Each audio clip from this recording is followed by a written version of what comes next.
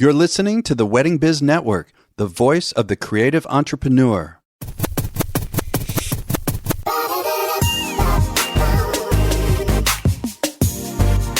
Hey everyone, it's Andy Kushner with The Wedding Biz, a podcast that provides both education and inspiration for those of us in or interested in the weddings and event industry. Today's episode is a revisit of my first interview of Julie Novack from January of 2019. Julie is the CEO and co-founder of PartySlate, a photo-rich website where leading event professionals share their work, build their brand, and drive leads. Before founding PartySlate, Julie held executive positions at top-tier digital agencies such as Razorfish, Vibes Mobile, and Agency.com. With over 20 years of digital marketing experience, Julie has helped some of the biggest brands in the world. She's been on the show a number of times, and this is her first appearance on The Wedding Biz, which was an all-encompassing one. Enjoy this conversation with Julie Novack. Hey, Julie, it is such a pleasure to have you on the show. I remember meeting you in person at Engage and starting to get to know you, and I've really been looking forward to today. I'm so excited. It's an honor to be on your show. I'm a big fan. Oh, thanks. No, you've been effusive about that. I really appreciate it. So, I already know a lot about your company, PartySlate, and, researching it in some more depth, I was just amazed at what a unique idea it was that you came up with. And we're going to get into a lot of details shortly. And I know before founding it, you had years of digital marketing experience in some other places. But I'm wondering, Julie, if I would guess that you had a predilection for understanding marketing for a long time. And all of us, our experience of childhood shaped so much of who we are today. Did you have a passion connected in any way to what you do today while you were growing up? It's funny you should ask that. I've been on a lot of podcasts and no one has asked me about this. So this is such a good question. I planned my first party when I was in 7th grade and I never looked back. I planned a boy-girl roller skating party and I remember creating a list of who was invited and what we were going to serve and what activities we're going to do and who's going to go roller skating. And I love events. I've never been an event professional, but I've always been a person that has hosted parties, whether it's corporate recruiting parties, sales incentive trips, galas for the fundraisers that I'm involved with, my own wedding. I love the event space, but I've never been an event professional. Well, what do you think it is about the event space, even as a 7th grader, that got you so interested? I just love bringing people together and making people laugh and having people talk about what a good time they had and learning new things about people. Back then there wasn't Instagram and Snapchat and everything else, but, people did have their TV shows and people got very engrossed in those. And the parties were a way to just bring people together just to have fun. And that's why I think events are so special is it takes you away from the day-to-day and it gets you involved, whether it's a fundraiser, raising money for mission critical, cancer research, or promoting a product or celebrating employees that work so hard. I believe events continue to be the most powerful way for people to connect to a cause, to each other, to a mission. So then did you end up going to college and study anything related to this field? Nothing related. I studied economics. I was convinced I was going to be an investment banker and wear a suit every day and be on Wall Street. And I did end up working at a bank after I graduated from college. I got into a high-profile training program. I went to business school at Kellogg at night. And while I was there, this dates me, the internet came along and I was in the marketing group and I started doing this internet project about creating the first AOL, America Online website. And really, I started to evangelize online banking is going to be huge. And I was really excited that I co-founded the bank's first internet group in the 90s. And that's where I started my digital marketing career. And I was recruited by a digital agency 2 years later to work full time in the space. And I never looked back. So 20 years later, I've been working with some of the biggest brands in the world. I ran the digital group at Razorfish, which is a digital agency, and grew my team to about 400 people. But I always had this nagging idea of a way to create a simpler way and an easier way to plan large scale events. And so I've been thinking about this for 10 years. I'm not kidding you. Just for a moment, though, if I could ask, now, from what I know of Razorfish, that was essentially, from what I understand, increasing the customer experience, right? Via using digital media. I mean, can you say more about that? Yeah, we would work with Neiman Marcus and create a beautiful website for them. We would work with 3M. We would work with State Farm, big Fortune 500 companies, to help them connect with their customers through the digital space. So we, had multi-million dollar relationships with these big companies. And I was the general manager of Razorfish Central Region. So I had 3 offices, Chicago, Austin, and Atlanta. And we were helping Fortune 500 companies based in those areas to really create amazing digital experiences for their customers. Well, and you mentioned growing the team by 400 people. I mean, that's a whole nother ballgame. Yeah, so when I started, we had about 80 people in Chicago. And by the time I ended up leaving 5 years later, we had about 400 people.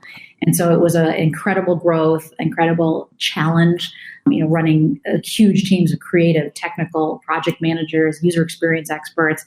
But I loved it. And I used events to connect with the employees, to have fun, to celebrate with clients.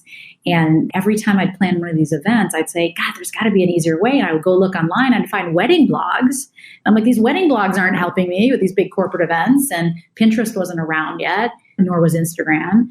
And that's when the idea started coming to me that I need a way for all the events I was planning to come up with new ideas, to get inspired, and then more importantly, connect with the best venues, the best caterers, planners, photographers, et cetera, in your local area. And what really pushed me over the edge is I used Houzz, which is a home decor site, Houzz. I'm mildly obsessed with Houzz. And I used that to redesign a kitchen. And it struck me like, oh my God, this photo-rich site that connects you with interior designers, with home builders, this is what I need for the events industry. Well, now, but at that time, just for a moment, I'm thinking in terms of the competitive world. I'm not sure of the timing. Were places like The Knot or Wedding Wire, Style Me Pretty, any of those already in existence? Yes, The Knot, Style Me Pretty, and Wedding Wire were in existence. And again, when I planned my wedding 14 years ago, I did use those sites, but I was planning these large-scale galas and corporate events.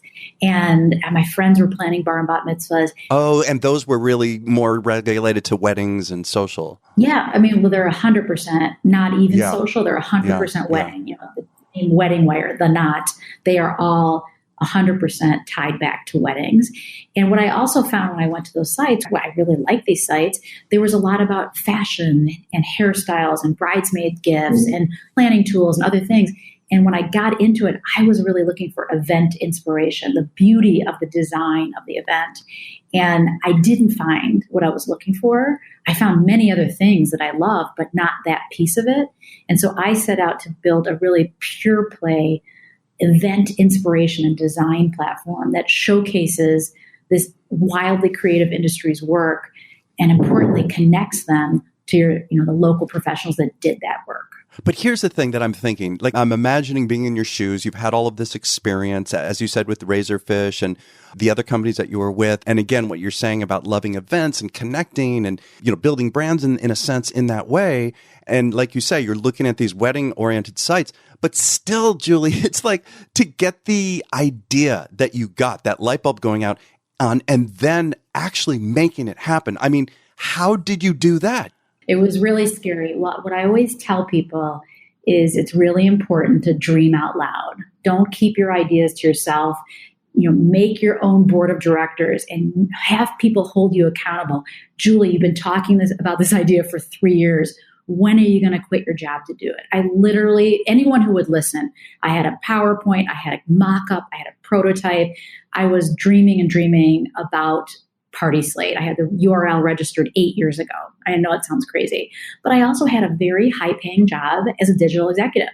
And it was very hard to put myself out there and leave all I had, my security, to dive in to do this full-time. And just for a moment, I want to get into all this, but one thing you said about making your own board of directors. Can you be more specific what you mean by that? Yes.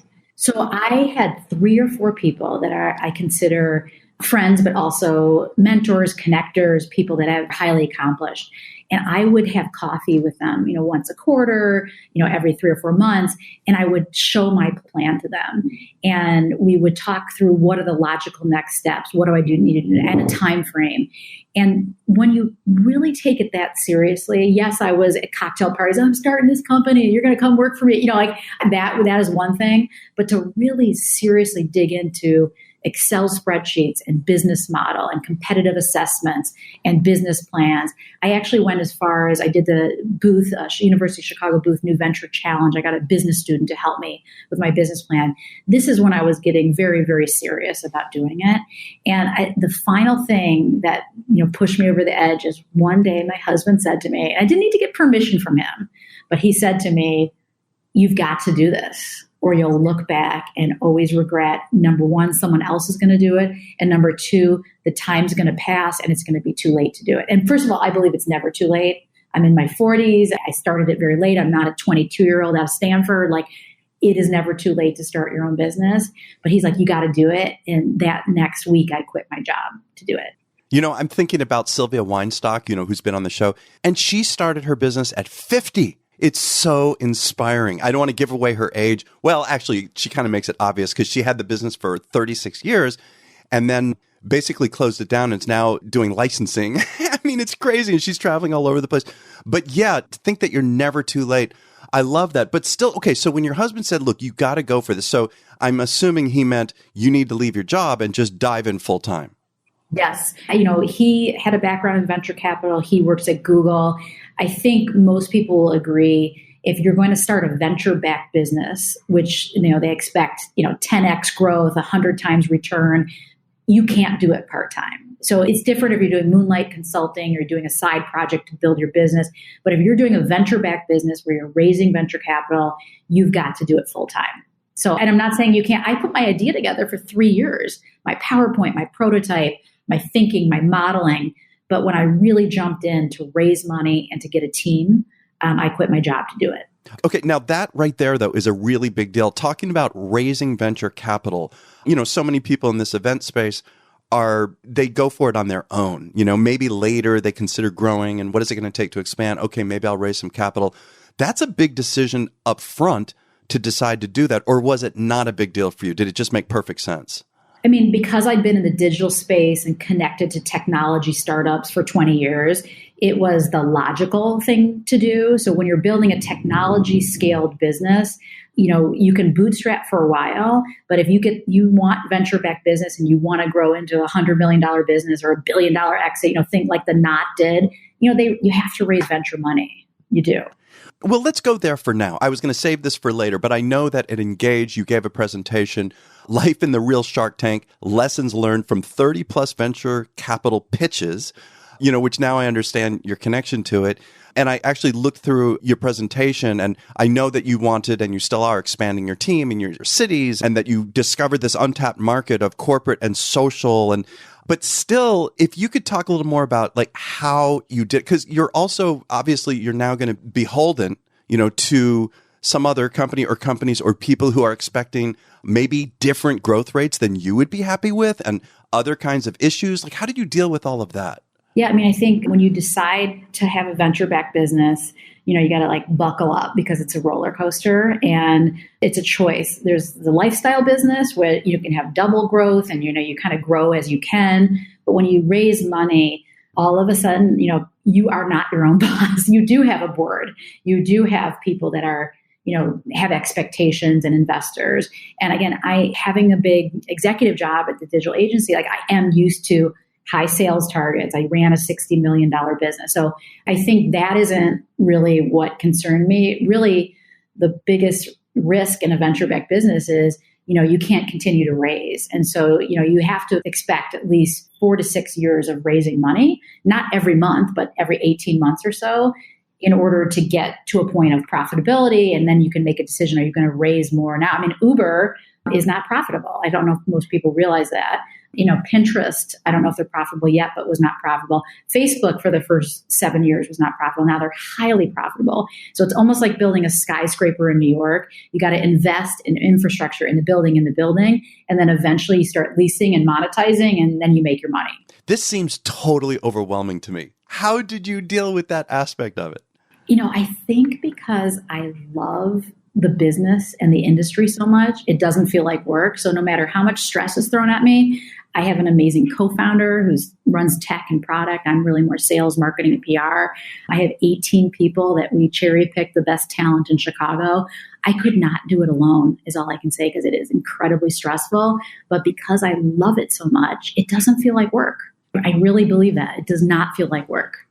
Before I go further, for the sake of people who are listening who don't know a lot about PartySlate, if you could basically explain how it does work, both for the pros and also for the consumers. Yeah, so I'll start with the consumer side. If you're planning a larger scale event, let's say a gala, a wedding, a bar mitzvah, a corporate event, you can come to PartySlate and really get inspired by viewing, over 400,000 photos from the leading event professionals in the country and, starting soon around the world. You can come see these photos. You can save what you like. You can share them. But more importantly, you can see who's connected to those photos. So if you're looking for LA weddings and you start seeing some of the things you like over and over, you might decide, wow, I like Mark's Garden, or I like Jason Rhee. That you can really dig into those professionals in LA that have done those amazing events. So the two things that we offer to consumers is get inspired in a curated way. So if you search on Pinterest for galas, you're going to see like bingo balls and some ugly photos. If you search galas on PartySlate, you're going to see the most incredible, highly effective fundraising galas in the country on PartySlate. You're not going to see them anywhere else. And then you can find the planners, the caterers, the venues in a way you can't on other Yelp-like websites. So for example, we have some event planners that have 30 or 40 of their events with 50 photos each. So you can dig into those photos and really see the flow of the event from the beginning of the night to the end. So we're really providing that rich inspiration piece that other platforms, in our opinion, do not provide. And so that's what the consumers get. What the professionals get, the other side of our marketplace, is a really easy way to get smart on digital marketing. Let's say you have, it's not unusual for some of these professionals to have 100, 200,000 photos. And again, not from one event, but let's say they have 15 years of experience and 20 great events each year. That's a lot of photos. They may be using 1% of those on Instagram. What we say is take your marketing gold, your photo portfolio, put them onto a free profile page on PartySlate, automatically optimized for mobile, automatically optimized for search engines, and use them as a way to connect with these people. We have over 100,000 people coming to the site every month that are looking for inspiration and looking for a professional team. So if you're offering that for free, how are you monetizing? So how we make money is our goal is to have 10% of the professionals who opt to pay a premium to get their unfair share, roughly 5 times the amount of impressions, leads, and brand building expertise. And so when we sell a premium membership, it's anywhere from $300 to $500 a month. And what they get for that is incredible value. They get custom editorial. They get Instagram posts on our PartySlate handle. They get optimization of their profile page. We have design associates that will optimize their entire photo portfolio for $300 to $500 a month. It's just not that much. What we say is these guys are putting on Broadway shows every single weekend, some multiple. I don't think people understand how hard this industry works. It is so much work. They don't have time to mess around with photo optimization and doing all this stuff. We just talked about this before we started today. You're busy. People are busy. Let us take it on for you and be an extension of your marketing team. Well, now when you started doing this, a whole nother step is to get the word out. How did you get the word out about PartySlate? At both sides. And what's so challenging with a marketplace is you're not building one business, you're building 2 businesses. And so the first year of PartySlate was, I know people will remember this, I would go to the special event, I would go to Engage. I would talk to anyone who will talk to me, a panel discussion, the bar, wherever it was, to tell them about this vision of what we were building. And one of the early people I connected with was Mindy Weiss at Engage in Palm Beach at the Breakers. And I shared my vision that we were just kind of the kernel of an idea back then. And I kept in touch with Mindy. I'm pretty assertive. And once a month, what are we doing? I connected with her at the Charleston Wedding Week. And I said, Mindy, we want to bring you on as an advisor. And she said yes.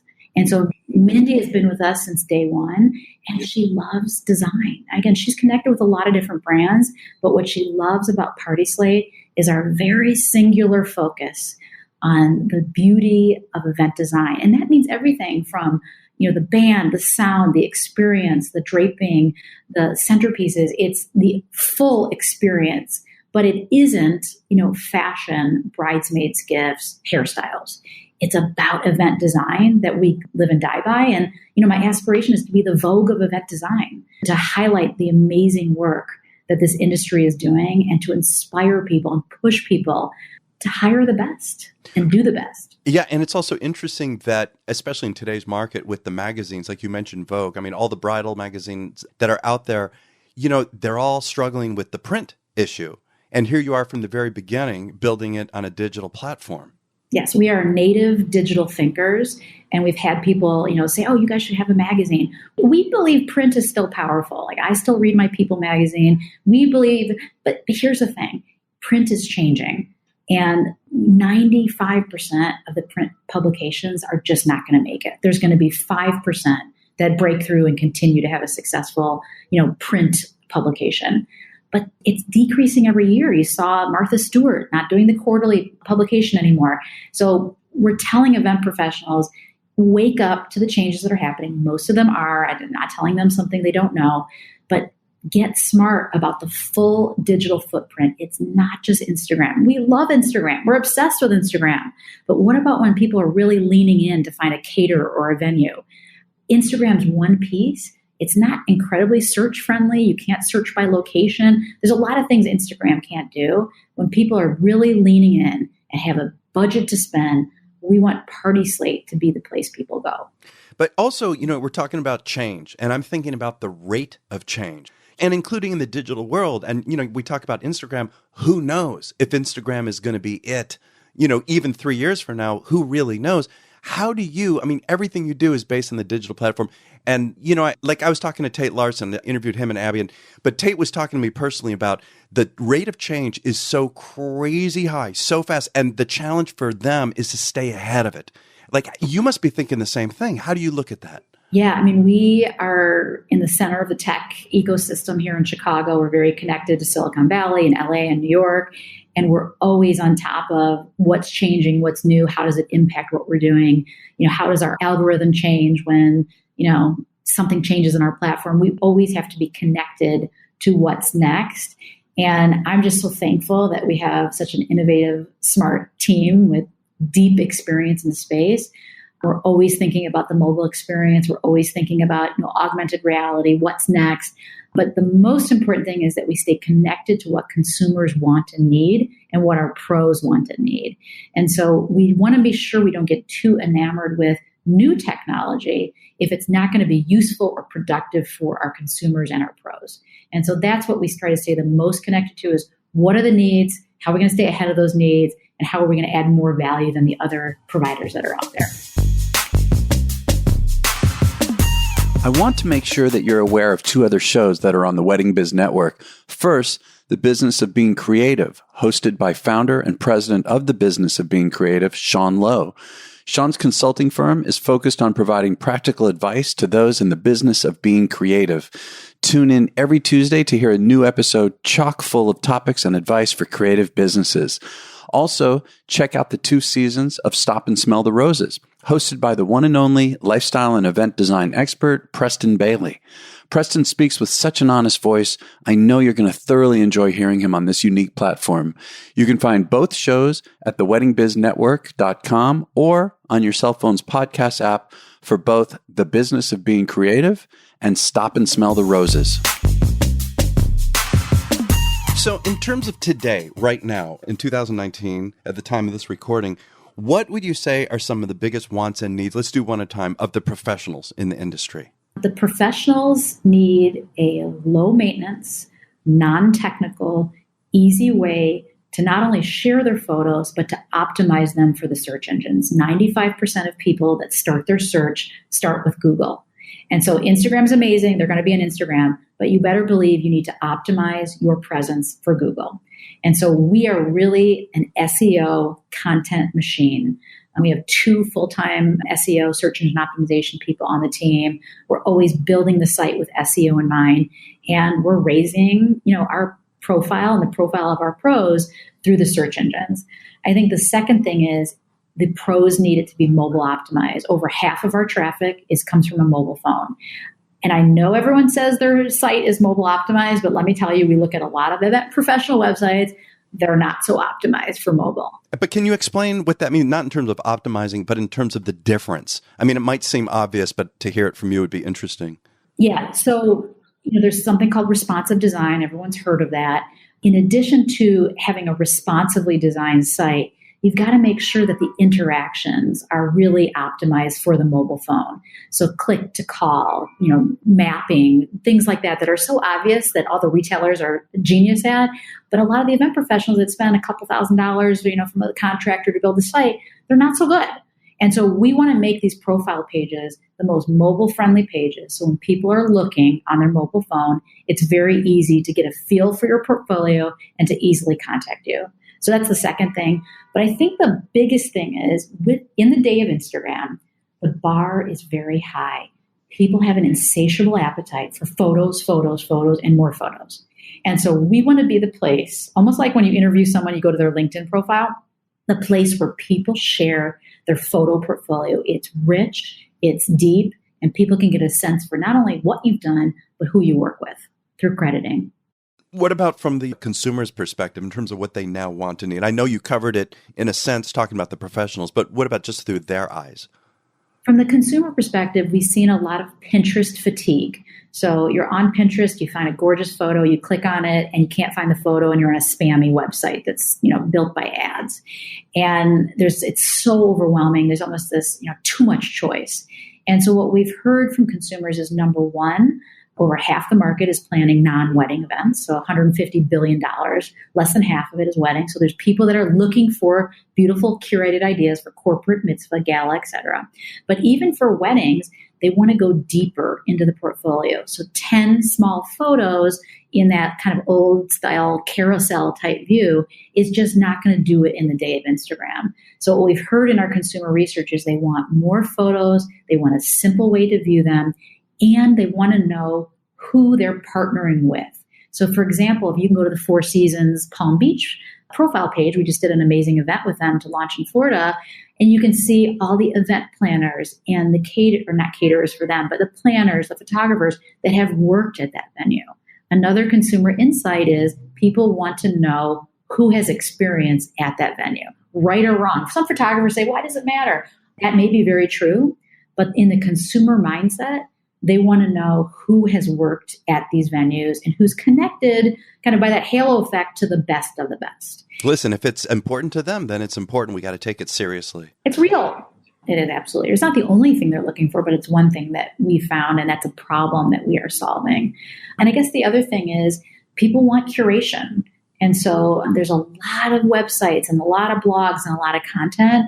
And what our commitment to our consumers is that we are combing the country for the best of the best, and we're going to elevate in our best of editorial section the most interesting, new, innovative work, and we're going to make it easier for you to find that.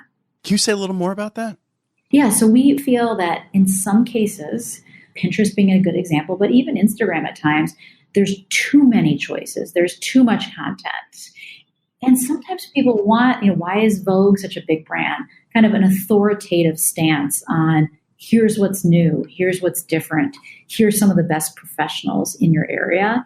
And so we have a very strong writing team and a strong editor that, based on our professionals, work, will elevate the best of the best for our consumers in our best of section of the site, which you can get to through PartySlate.com. So we think that elevated editorial again, purely about event design and experience is a differentiator for us. And I was just going to say, I was going to ask you, I mean, to differentiate our brand, not just to elevate it, differentiate it, I would say is getting harder and harder and harder, more and more challenging.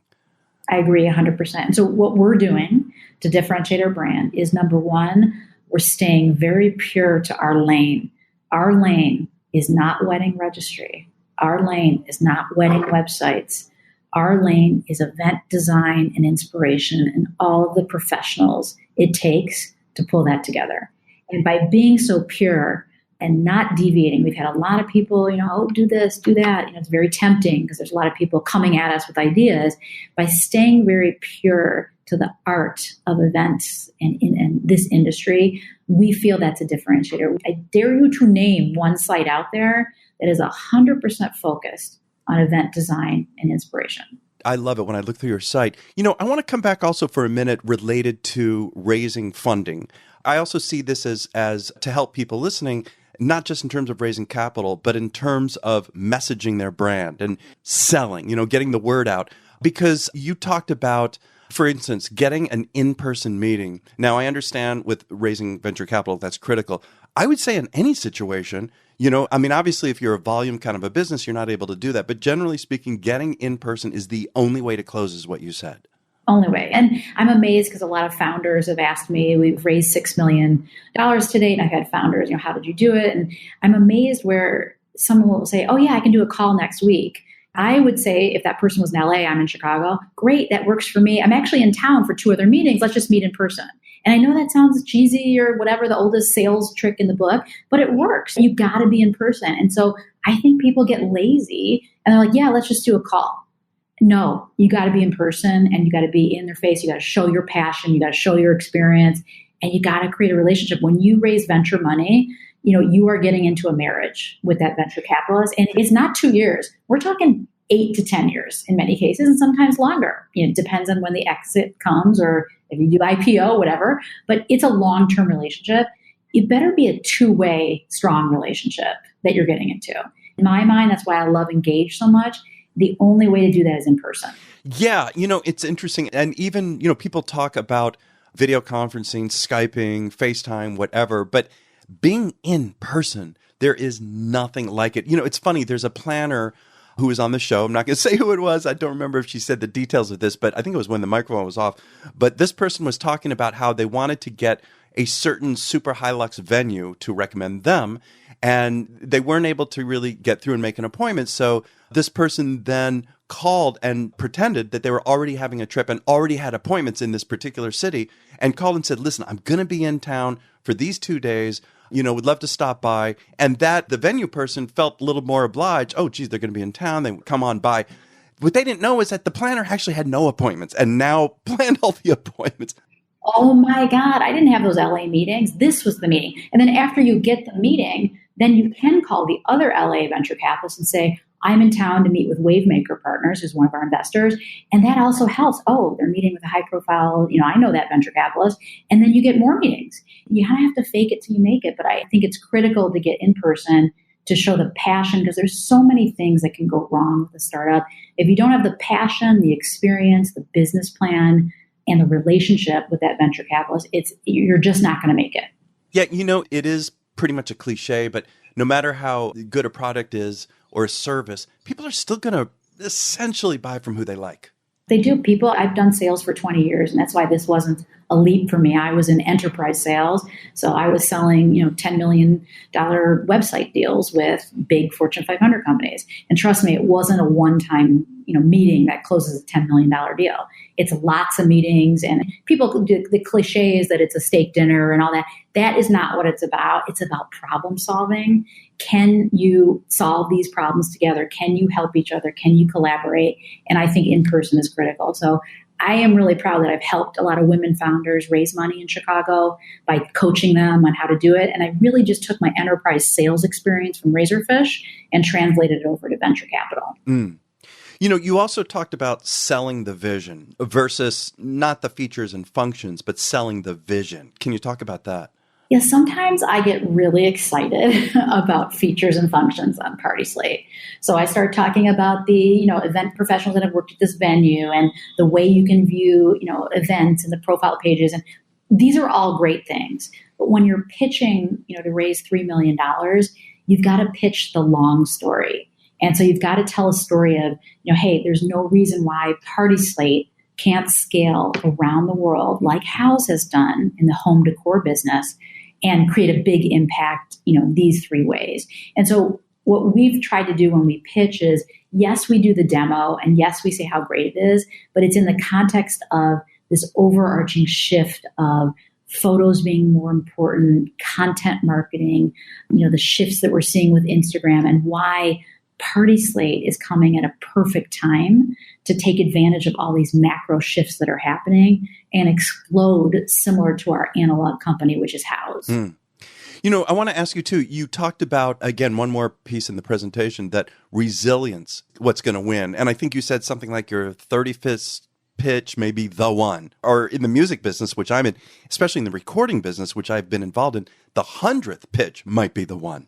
Yes. And you know what? It's so funny that you mentioned the recording business because I think the recording business is similar to venture capital. They've got to get 100 artists and 2 of them are going to be Beyonce and Madonna. You know what I mean? Like the other 98, maybe some of them do okay, but they're not going to be the mega hits. With venture capital, they could invest in 100 companies and 2 or 3 of the 100 are what they call the unicorns or the big successes.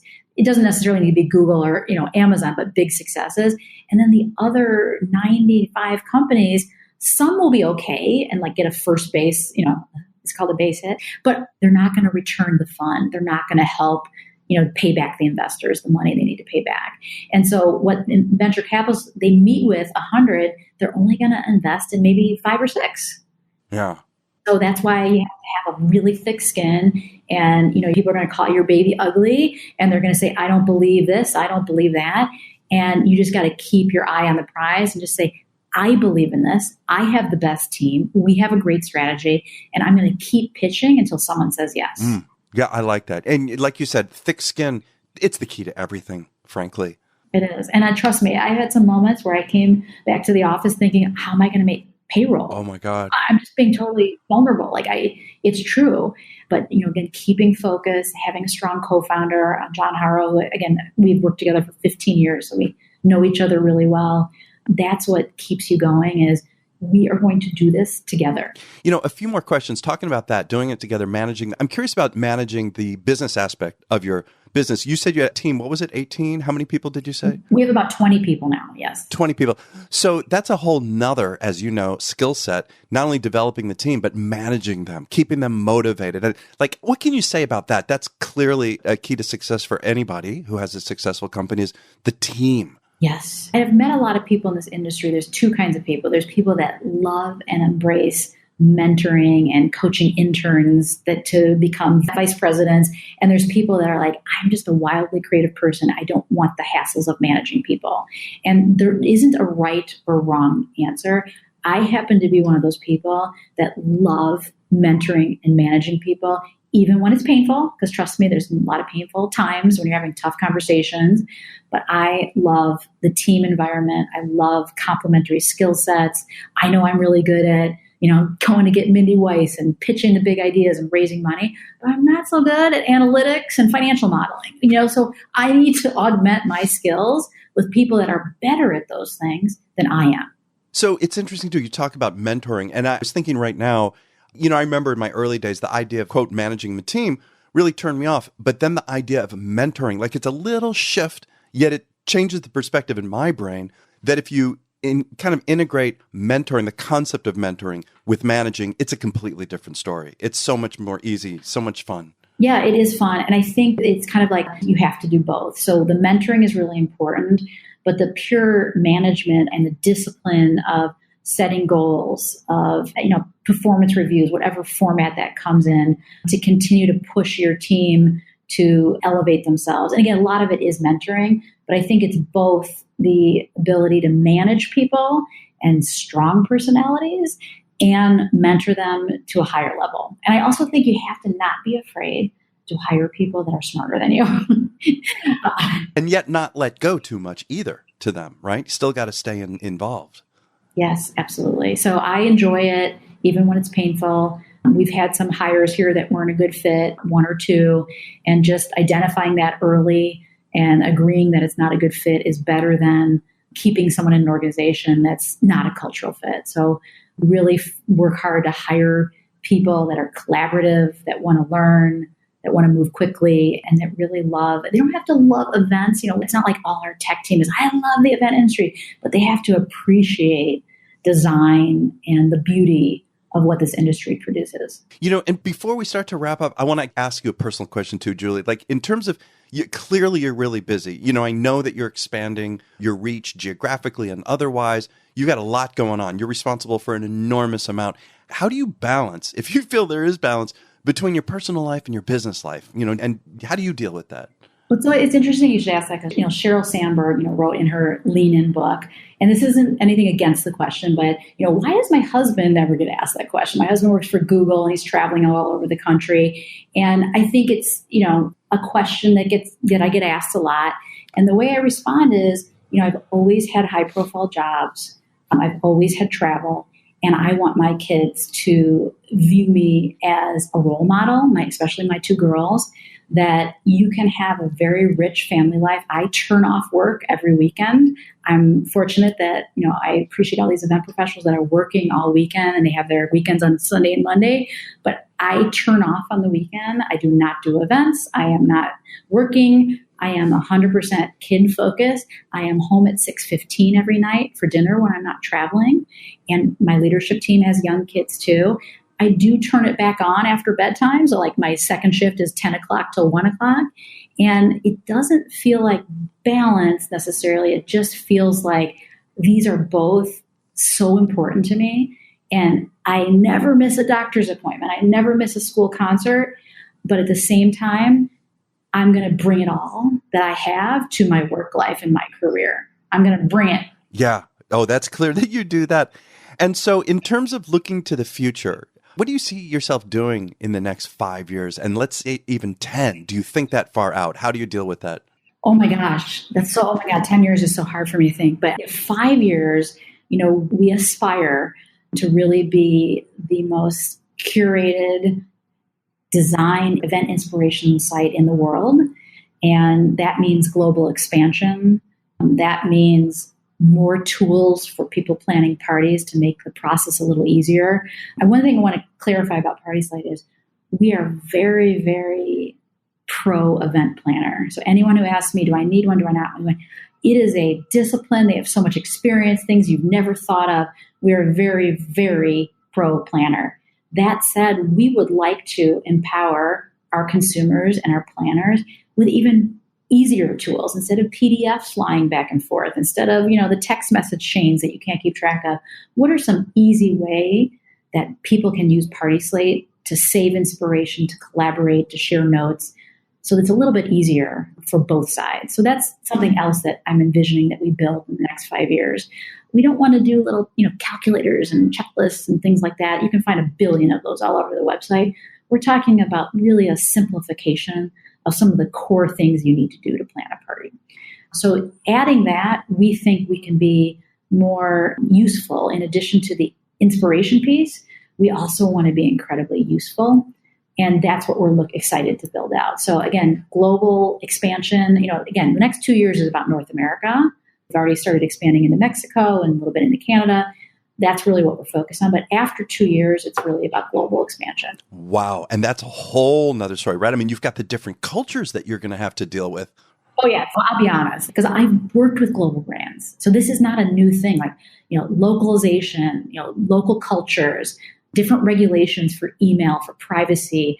It is not a simple task to expand into other countries. And so we are going to be very thoughtful and careful before we take our eye off of North America, because there's so much more we need to do here. I mean, we're basically we have 8 markets that we've really launched so far. We have 30 we want to be in before we even start thinking about Europe and overseas. What I will say to people, I know people listen to your podcast from all over, especially the engaged community, is, again, If you're looking for destination brides and you're looking for people planning corporate incentive trips to other places, yes, it's all in English, but those people are looking to PartySlate for ideas. So create a free profile. Even though we're not in London, we have amazing London event professionals that are starting to share their work on PartySlate, which is really exciting. So what is the best way to find out more about you and the company? Yeah, so partyslate.com/pro is the best way for professionals to really look into what we can do. And again, it's free to create a profile. In fact, for all your listeners, we are happy to have our design associates build the profile for them at no cost on our dime. One of our core goals is getting more beautiful work that helps us to be kind of the authority on great work. So we will do that for you. And if you're interested in a premium membership, they can find that out on that page as well. Great. And social media handles? Social media, our Instagram is just PartySlate. Same with Facebook. I will tell you, we're not that into Twitter. I know my brother-in-law works for Twitter, and I know they're doing some really exciting things, and all the venture capitalists are on Twitter. It just doesn't seem to be a big channel for us. So really, Instagram and Facebook are our core social media channels. And I'm sure we will expand that to Snapchat and other things when we're ready. Well, great. Well, wow, Julie, this has been so informative. And I love your show.